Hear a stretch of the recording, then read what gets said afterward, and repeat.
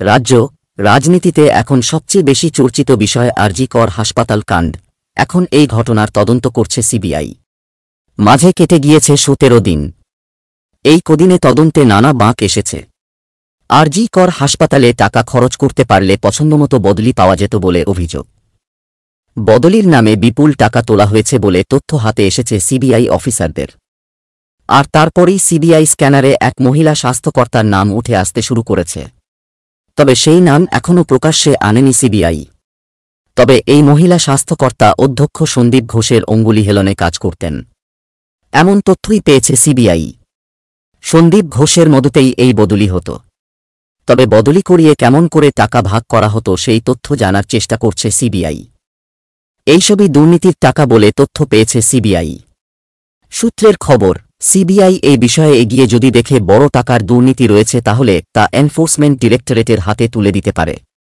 ইতিমধ্যেই আরজি কর হাসপাতালের দুর্নীতি নিয়ে নয়াদিল্লিতে ইডি মামলা দায়ের করেছে। আর এখানে সিজিও কমপ্লেক্সে সন্দীপ ঘোষকে দফায় দফায় জিজ্ঞাসাবাদ করে চলেছে সিবিআই। প্রাক্তন ছাত্রদের হস্টেলে নো এন্ট্রি করতে কলকাতা বিশ্ববিদ্যালয়ের পদক্ষেপ জারি বিজ্ঞপ্তি। এখন রোজ নিয়ম করে সকালে সিবিআই দপ্তরে আসেন সন্দীপ ঘোষ, আর রাতে বাড়ি ফিরে যান। গতকাল সিবিআই অফিসাররা আবার আরজি কর হাসপাতালে যান। হাসপাতালের স্টোর থেকে নানা তথ্য নেন সিবিআই অফিসাররা। তার আগে মর্গে যায় সিবিআই, সেখান থেকেও নানা তথ্য জোগাড় করেন তদন্তকারীরা।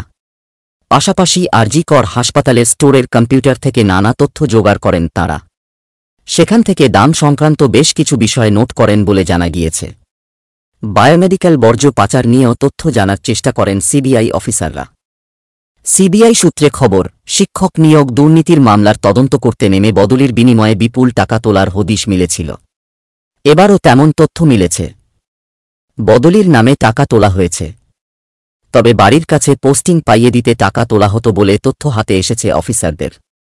এই গোটা ব্যাপারটির মধ্যে জড়িয়েছিলেন এক মহিলা স্বাস্থ্য আধিকারিক। এই মহিলা স্বাস্থ্য আধিকারিকের সঙ্গে সরাসরি যোগাযোগ ছিল সন্দীপ ঘোষের। টাকা আসার পরই তৈরি হতো বদলির তালিকা। এবার এই মহিলা স্বাস্থ্য আধিকারিককে জেরা করা হতে পারে।